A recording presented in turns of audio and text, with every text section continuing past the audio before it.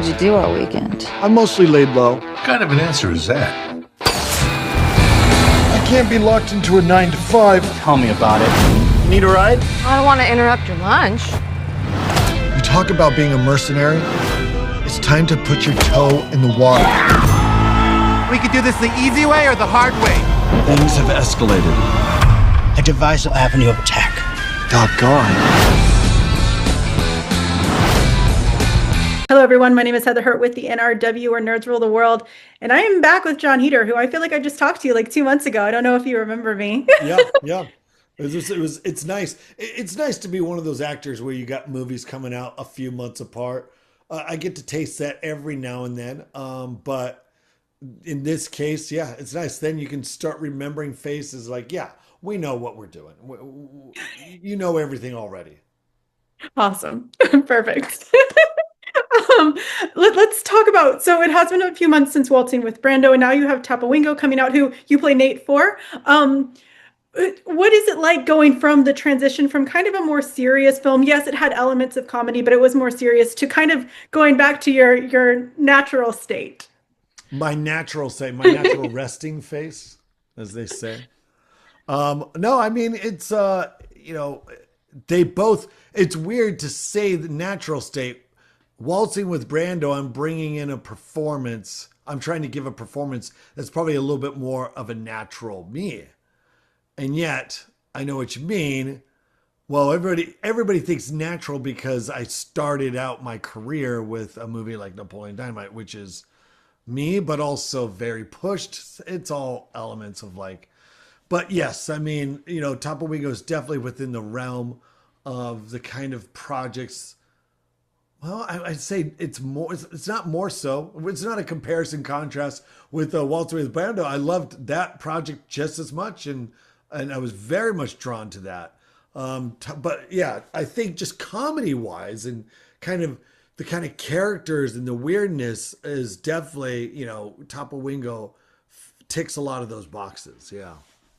It's with the film too, though, you can see the growth. I was definitely one of those kids that was like in the small set that all of my friends were just constantly quoting Napoleon Dynamite. So it kind of pushed me away from the film. No hate, just how it was. But TAPAWINGO seemed kind of like the grown up version of that. Like you were heading towards that. Was there a reason that you kind of made it so that y'all are a little bit more grown up? Nate has a little bit more of an awareness about himself. Was there a reason for that? Was there a reason for choosing that? No, I mean, this movie is unrelated to Napoleon. I mean, like, different writer, different director, all that stuff. It is easy to say grown-up version, but it's not in that. Yes, the characters are aged older, but in terms of, like what you're bringing to the audience and what you expect and the kind of audience you get, I think it's almost toned down a little bit.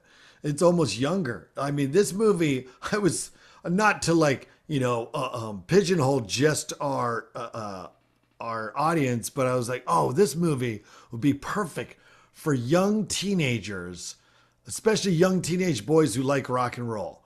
But no, it really is. I mean, anybody who liked Napoleon, and I mean, it can be for lots of ages. It's great because it's a period piece. It has all the elements of kind of like old comedy, but then there's so many fun things happening in it that young audiences can totally latch on to. It's got rad costumes, rad hairdos, very colorful characters, and things that anybody can get. But yeah, certainly the characters, there is a little bit of that, like, well, if Napoleon kept on trucking and never moved out of his town, maybe this is what it's like, or maybe not. I don't know. Just to echo that, the soundtrack was phenomenal. Did you have any part in that, or was that just you were just playing the role and enjoying it? I just played the role, enjoyed it. I mean, during filming and after filming, I had a playlist of my own that was very much inspired by TAPAWINGO. I would listen to it not only to kind of inspire myself in my performance, and also like, this is the kind of music that Nate Skoog would, my character would listen to. But I'd also always send his stuff over to the director and just say, hey, what do you think? Because he was always looking for stuff that would work, that was kind of the vibe, you know, stuff that we could get the rights to, this being a small independent film. Hey, and he'd throw stuff back at me. So there is some of my fingerprints, you know, floating around on that soundtrack. It's and for those of y'all in the Virginia area like me, this is a local film, so make sure y'all check it out. This is pretty dang local. With that, it's what did you have to do to get into Nate's mindset? He seems so specific that but what did you have to do on a day-to-day to get into his mind? I would just kind of, I'd imagine like, it really was like, dude, this guy in my head thinks and is actually kind of cool. There's a coolness to like Nate, just kind of a laid back, like all this stuff. It's like there's a lot of elements of Napoleon in that, you know, he's always trying to get some cool skills and he's always trying to do cool stuff, but he always does it with a little bit more of an attitude like, yeah, like, I don't care, you know, bring it on. I'll take it. I'll deal with it. And there's also a confidence there as well that, you know, he can handle it. And if something comes his way, he'll swing right at it. He has no problem. You know, I don't want to, you know, there's no spoilers, but there's moments that happen in the film that you're just like shocked a little bit. Like, what is he doing? It's like, look, that's just how I roll. That's just how I, you know, take things. So there's an established confidence there. And I just felt like, you know, what would this guy do if he really had nothing going for him, but he thought it was totally fine. And he was kind of, there is a self-awareness there, I think. And that's honestly one of the things that I really enjoyed about Nate. He kind of understands what's happening, but also there's like just this underlying like childish love of just wanting to learn and do more things and doing what you're passionate about. And I absolutely love that. I don't want to spoil anything because the movie did just come out, but for everyone, it's been out for a little bit, but it's kind of slowly came out. Now it's out. What was it like doing the choreography for some of the scenes? To not get in too much into it. What was that choreography? You know, without let's not throw people too astray. There's not a lot of dancing in this one. So if you can imagine what choreography might be inferring to, yes, there's light choreography. But it's more how to make it look pretty dorky. I mean, it is not, you know, it is not badass. There is some there's blood is drawn, but it is, but it was totally fun because again, you know, you watch the film and you see the characters and how the characters are all just kind of a little bit larger than life, very much out of a picture book, plucked right out, and to put them in a situation where there might be choreography, you know, there's going to be some planning, there's going to be some like, let's put this guy here. Wasn't a ton of improv, and that's not a negative thing at all. I think some comedies, some movies, that's absolutely necessary and can make it work. And movies like this, you want to fine tune everything. With that, it's going so shifting kind of past what we see with that choreography. Do you think Nate at the end? How do you think he is going about it in the rest of the world? Is he taking off and is he doing his thing?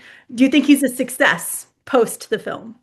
I think he's a success. I think he's, you know, it's the hero's journey. He's learned something about himself. He's learned something about his relationships. He's grown. He can move past certain blockades that might have been stopping him, certain things that he learns to prioritize and realize there's a time and a place. There's some maturing. I guess that's how you describe maturing, right? Even though it's nice to see this 30-something, possibly 40-something-year-old guy maturing at that age. And yet, you know, it's never too late to learn a lesson. My last big question actually goes to this film has been through a lot. You filmed this a few years ago. Yeah. Can you tell us about the production and what it was like getting to the point that we are at now where it is officially out on digital?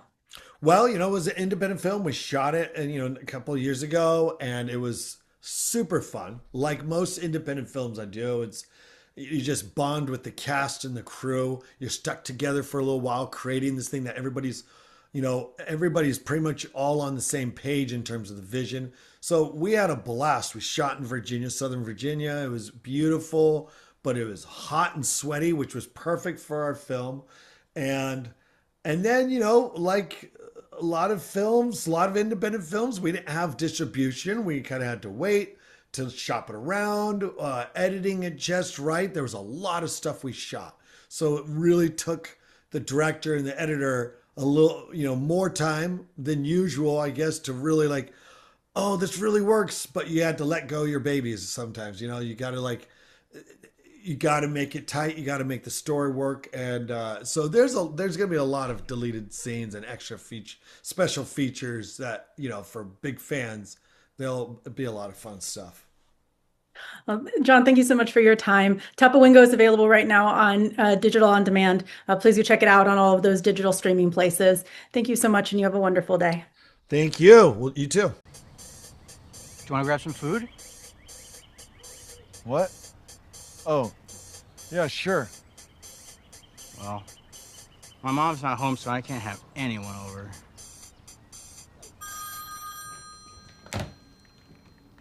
Scoog residence, Ramona speaking. Hi, Mom, this is Nate. Will and I were wondering what you're making for dinner. Beanie weenies. You two want to eat here? Beanie weenies. No, thanks.